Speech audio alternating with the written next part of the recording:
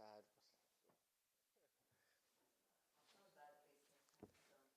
Yeah, yeah, yeah.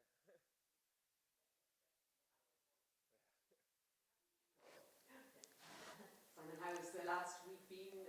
Coming in off back-to-back defeats, I know that was sort of one chapter of the build-up over now, the real stuff begins. So how's that transition been this week into a sort of a Rugby World Cup match week? Yeah, it's been good. We've kind of dusted off the cobwebs. We've looked at the games and seen where we went wrong, and now we can just focus on Canada and get excited for the challenge ahead. And we've trained well, so hopefully we can transfer that good training onto the pitch. And is the feeling to hit the ground running a very strong statement first game out? Yeah, definitely. Canada is the only thing we're looking at the moment. We're a game by game team, and we just focus on each individual challenge. And the first one up is Canada, and it's all or nothing. So we've got to play our best rugby to beat a very tough side. For you personally, just going to your first Rugby World Cup, just to describe what that feels like. Yeah, it's great. It's a great honour. It's a great privilege to be able to go, and I'm very excited. My family are very excited, and just going to enjoy myself with the team by hopefully playing well and contributing to succeeding our goal, I suppose. Obviously you're in one of the most competitive positions as well, obviously in the full back, but obviously in the wing position as well. So for you guys, is there a lot of, are you trying to second guess Joe this week ahead of the team announcements? A lot of people are saying that the team who plays against Canada could be the one that will line out against France as well. So what's it like for you at the moment, kind of trying to second guess Joe on the selection? The selection's forever changing. I don't think there's one specific team that is already picked. I think everybody has to. Whoever's picked this week will be lucky enough to go out and get a chance, and it'll be the same the following week. And we just have to focus on playing well each single week, and whether you're involved this week or not, it's all about the 23 that go out, and we just got to make sure that we do our best to get a win, and then whoever's selected for the next game will have the very same opportunity. And the last few games, it's been very un-Ireland-like performances, a lot of errors and all the rest. How confident are you that you eradicate those errors, especially so defensively, leading up to this first game? Yeah, I think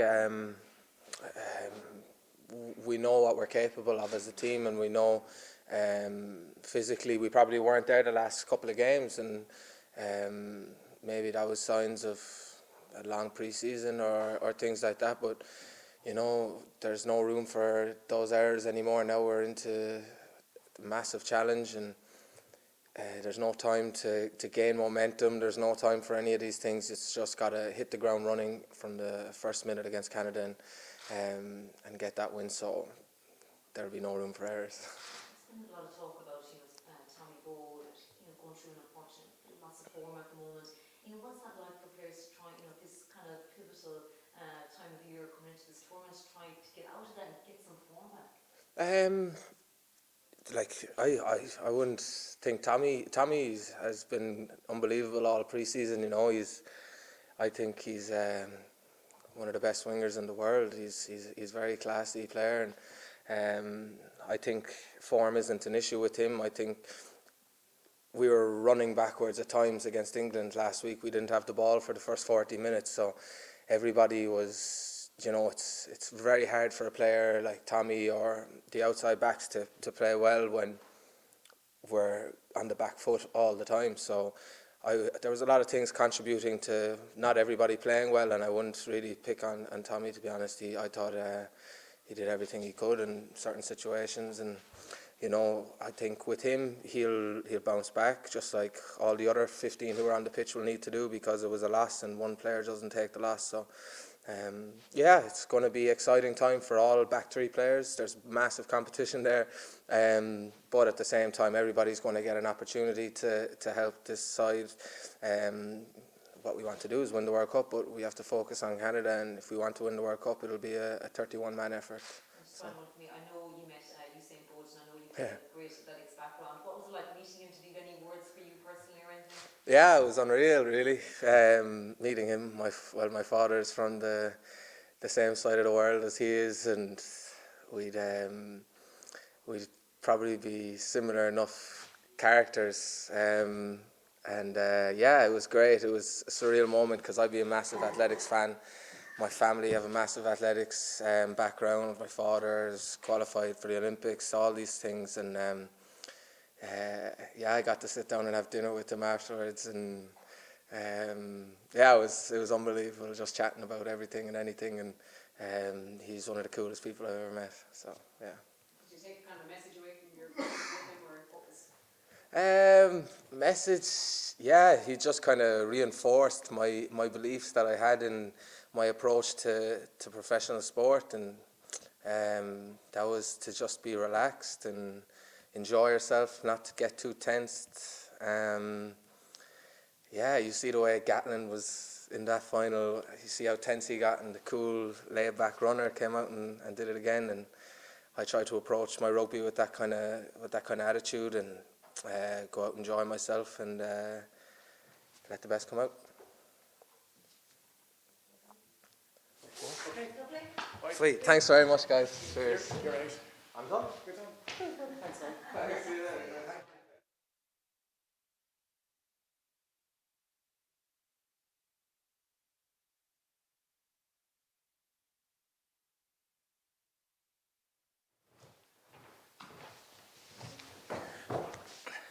Well, I suppose you're going into your third World Cup. How much does that count? Do you know what to expect and what lies ahead? Yeah, I think I do. I think this week will be incredibly tough. I think when teams prepare for so long for basically one match because it's the first game, they often play the best rugby they've ever played. And I think this week we're playing a team who've had 7 games in a row together now and have had a really good running. And I think the emotion, the occasion that they're going to bring to the emotion they're going to bring to the occasion is going to make it a very difficult game for us. I think I've had previous experience to this against Namibia in 2007, and anyone who's thinking, not just inside the group but outside the group, anyone who's getting distracted by external issues, I suppose, is at risk of completely overlooking the point and putting all the hard work they've put in this summer at risk. How much of a change then is it this week? Is there like a relief that it's finally starting and the build-up phase is over? Like, do you notice a shift? How different it's been? Yeah, there is a big shift. You never know. You can't really put your finger on that shift before it happens. You're kind of wondering when it'll happen, how it'll feel like, but you can just tell when it happens. And this week, people have been very switched on anyway. People have been up for all those games anyway, but there's just a bit more of maybe ruthlessness with each other on the pitch, and whereas maybe last week if the guy you were playing with, there might have been less, I don't know, pressure on each other. I think the pressure from the coaches was there all the time, but I think this week guys are putting pressure on each other again, which is quite normal for us, and I think that's good to see back, and I'm sure that'll stay like that. What about you personally in the competition to get into the team, to be there and to be central to it all? Yeah, I think I suppose it's just about being ready for anything really.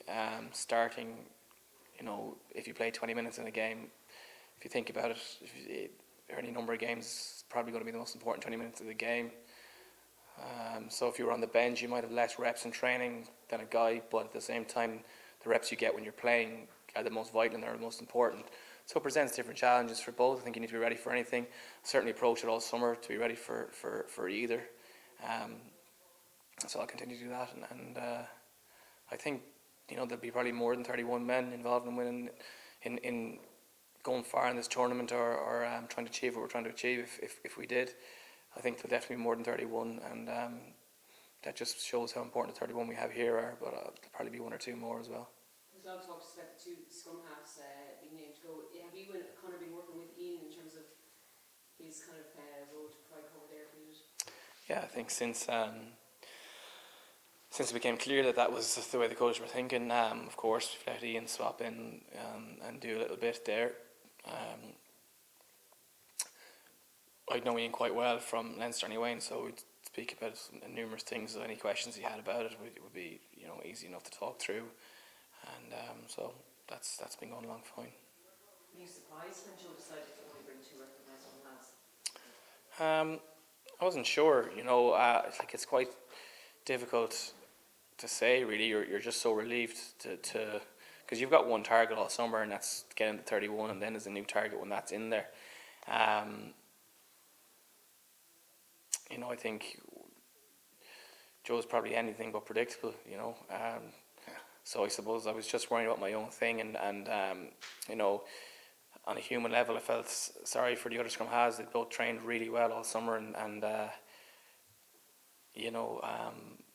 really, really put in a lot of work, but not just hard work. I think they were both playing well and training well. So I suppose I did feel for them as well. But at the same time, you've a game against England coming up in 7 days after it's announced, and you've enough to be thinking about really, and you kind of try and move on quickly.